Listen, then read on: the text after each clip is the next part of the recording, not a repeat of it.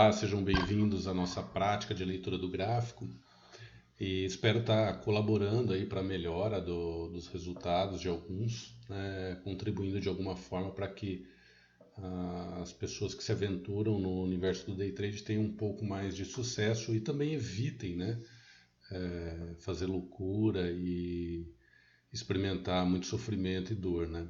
É importante, né, essa prática que eu venho insistindo bastante da leitura, do estudo diário, do gráfico, de repetir constantemente a identificação de determinados padrões no gráfico, porque assim o sucesso está atrelado a isso, né, a uma repetição, uma dedicação, uma disciplina de uma prática, né? Se você tem um único conhecimento, começa a praticar esse único conhecimento, a tendência é que você vai se aperfeiçoando na execução desse conhecimento, né? Dessa estratégia, e dessa forma melhorar seus resultados, né? Eu estava dando uma olhada nos resultados do day trade para pessoa física, que é o último relatório da bolsa. É interessante a gente analisar, deixa eu pegar aqui para a gente ver. Então, esse aqui é o relatório de estatística de day trade pessoa física da Bolsa, né? O último período, março, abril e maio de 2020. Importante conhecer esses dados aqui, vou mostrar rapidamente, mas é para a gente ter uma dimensão do que acontece no universo que a gente está trabalhando, tá? E com as pessoas que, que estão no mesmo mercado que a gente. Então, aqui vamos dar uma olhada no contrato futuro, ó. Os contratos futuros, mini dólar. Então aqui nessa coluna é a média de ganho de percentual de clientes ganhadores por dia. Então 50% ganhadores, 50% perdedores. A gente tem um equilíbrio no dólar quando você olha o resultado diariamente. No índice, 53 contra 47. A gente tem aqui uma vantagem, né? O número de ganhadores no mini índice diariamente é maior do que o de perdedores. Porém, quando a gente olha esse resultado no mês, né? Mensalmente, o percentual de ganhadores no dólar é de 26%, no índice também, né? E de perdedores 74%, exatamente igual, tá? Então, assim, veja que aqui também é importante notar, né, o lucro, né, e o prejuízo, que é a coluna de prejuízo. Então, uma média de prejuízo maior que a média de lucro, né? Mesma coisa acontece. Por isso que esse resultado ele cai bastante quando você avalia o resultado mensalmente. Quando a gente olha para o mercado de ações, por exemplo, já inverte essa relação, né? Ó, então a gente tem aqui um percentual de vencedores no mês maior que o percentual de perdedores, tá? E uma relação de lucro também mais positiva, no geral, com lucro maior do que o prejuízo. Vamos pegar uma ação aqui mais negociada, só para a gente ver, ó, Petro, 61% de vencedores, a média diária dos últimos 3 meses, então, e 39% de perdedores, 54,45% de lucro contra 49,96% de prejuízo. Então isso é importante para perceber assim, que o mercado de futuros é um dos mercados mais difíceis de se operar no day trade. Tá? Então não é tão simples, não é tão fácil. Então analisar esse relatório serve para você ter uma ideia de como o seu desempenho está, o que você vem produzindo, se você vem produzindo acima da média do mercado ou não, e conhecer um pouco a realidade, né?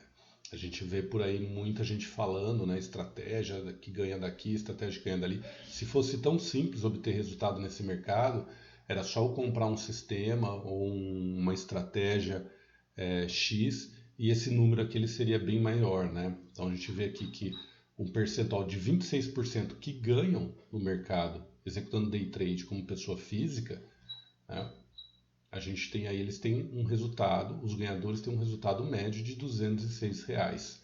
Então, veja que não é nenhum valor expressivo, né? Então, para a gente ter uma dimensão de como esse mercado, e dentro dessa conta, tá aqui, para chegar nessa média, uns 5% que realmente conseguem produzir bons resultados. Tá? Então, vamos mais para conhecer mesmo, mas vamos para o gráfico, estudar o gráfico, que é isso que faz a diferença no resultado. Então, no dia de hoje, o mercado ele abre em gap de alta. Super importante contextualizar o que está acontecendo no mercado, né? Eu já falei disso em outros vídeos. Então, afasta o gráfico um pouco para você entender de onde o mercado está vindo, né? Então, eu tive um movimento de alta, ontem eu tive um dia de queda e hoje eu tenho o mercado abrindo, rompendo essa linha de tendência, tá? Então, qual é o movimento anterior? É um movimento corretivo de um movimento de alta. Isso tudo é uma correção de um movimento de alta. Como é que eu sei que é uma correção, né? Eu posso traçar uma retração aqui, tá? Desse movimento de alta, entender que ele tocou 50% dessa retração, passou a trabalhar acima do fundo anterior e depois rompeu o topo anterior. Tá? Então eu identifico isso como movimento corretivo. Se isso é um movimento corretivo, eu tenho toda a possibilidade do movimento seguinte ser uma continuação da tendência anterior.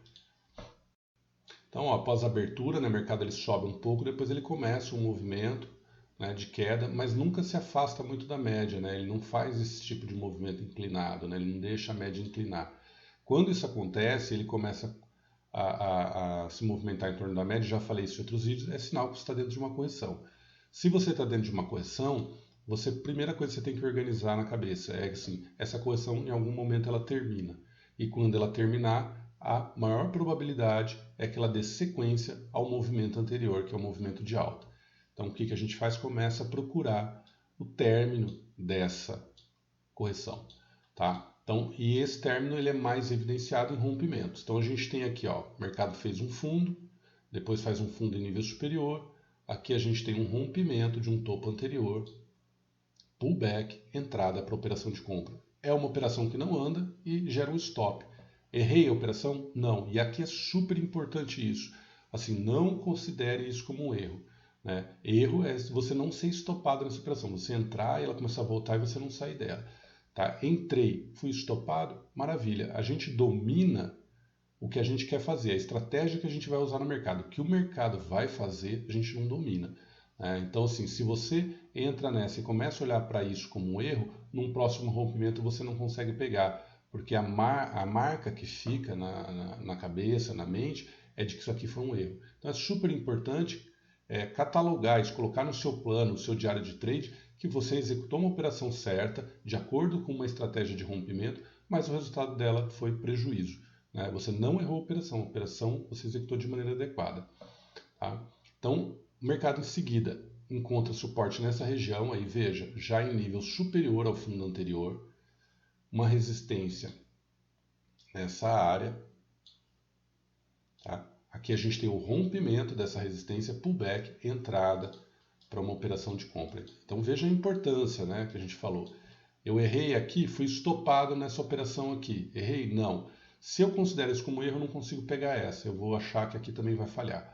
Tá? Aqui ela já anda, não anda muito, mas aqui já dava para sair no stop gain. Né? Seguindo, o mercado encontra novo suporte aqui nessa área aqui da resistência anterior. A gente tem um novo rompimento. E aqui sim, o mercado entra numa tendência mais forte e é possível aqui obter um bom resultado. Então é dessa forma, né? Organizando a leitura do gráfico. E uma das formas de fazer isso, evitar ser pego em armadilhas mentais, é você escrever o que você está vendo. Estou vendo que eu tenho uma tendência anterior de alta, estou vendo que eu fiz um movimento corretivo, comecei a fazer fundo em nível superior, novo fundo no nível superior. Então, por exemplo, uma das estratégias também é fazer isso, por exemplo, a cada 1 hora. Então, começou o mercado, abriu às 9, quando for 10 horas, o que está acontecendo no mercado? Estou dentro de uma correção. Quando for 11 horas, o que aconteceu no mercado? Opa, houve um rompimento e deixou um fundo no nível superior. Meio-dia, novo rompimento e fundo superior também. Isso fortalece você se manter dentro daquilo que o gráfico está apresentando e não do que a sua mente acha que vai acontecer com o mercado. Tá bom? Então por hoje é isso, até o próximo vídeo.